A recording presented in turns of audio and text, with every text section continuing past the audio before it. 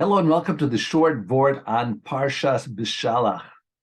In Perek Yid Gimel Pasuk Yud Ches, it says, "V'yasev Elokim es am derech hamidbar yamsuf v'chamushim alu Bnei Yisrael me'eretz Efraim." Hashem took the Bnei Yisrael around in the desert through the Sea of the Reeds, and they were armed, and the Bnei Yisrael went up from the land of Egypt. Rashi there explains the chamushim, meaning me chamushim, 1/5 or 1/50th. Or 1/500th even of the Bnei Yisrael went out.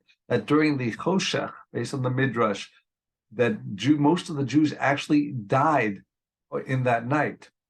Now, a few weeks ago, Rav Mordechai Finkelman, the mashgiach of Yeshiva Or HaChaim, in his Sunday morning vad, mentioned that when the Jews went to desert, because of this fact that so many of them died, and that the Bnei Yisrael would have 6 children at a shot because of the miracle that helped them expand in Egypt, that there was literally each family was taking dozens of orphans and adopting them and taking them into the desert. After the shir, I asked Rabbi Finkelman, I said, but if that's so, that this under 20 cohort was so numerous, then how come when we counted the beginning of the desert, 600,000 Jews, men between the age of 20 and 60, and then you had 600,000 again at the end of the period? There should have been a baby boom, a baby bulge or something like that. How come that didn't come through the population numbers?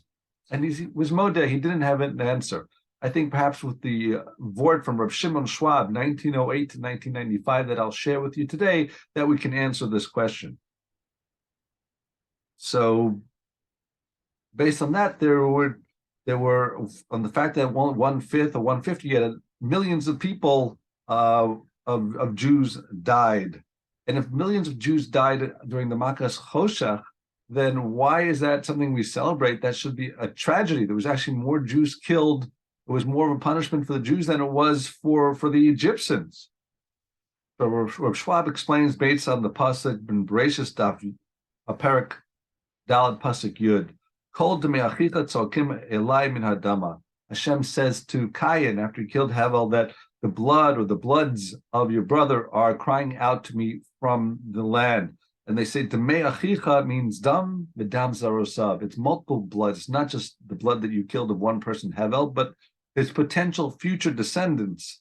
That's what you've killed. And perhaps that's what it's saying here also, that when they died during Choshech, it wasn't that there was millions of people who died that night, because that would have been something that would have been noticeable to the Egyptians. They would have noticed it.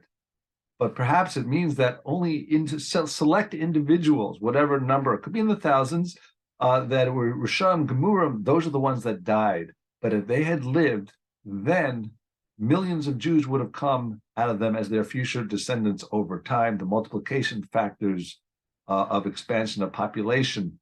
And depending on how you count, whether what period you count, it could be 1/50th or 1/500th or 1/5, depending on what time frame you are referring to. And as I said, that Hashem would not want the Bnei Yisrael to notice that Jews were killed, so therefore they were buried in the time of darkness, and the Egyptians did not notice it only because it was only a few people. If it was a lot of people, they would have noticed it. So that can't be what Hashem meant to say. And Rav Schwab concludes by saying that Hitler, Yamach Shemo, and the Germans, that when they killed 6 million Jews, but if you think over time, the number of population, those 6 million Jews could have turned into tens of millions of Jews over time. And therefore, it's as if they killed not just 6 million Jews, but 10 million Jews. So this comes back to answer my original question.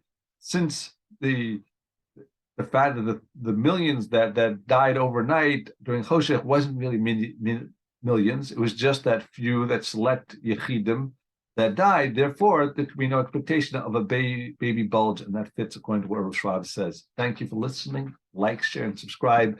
The shleimah for Naftali ben Yita.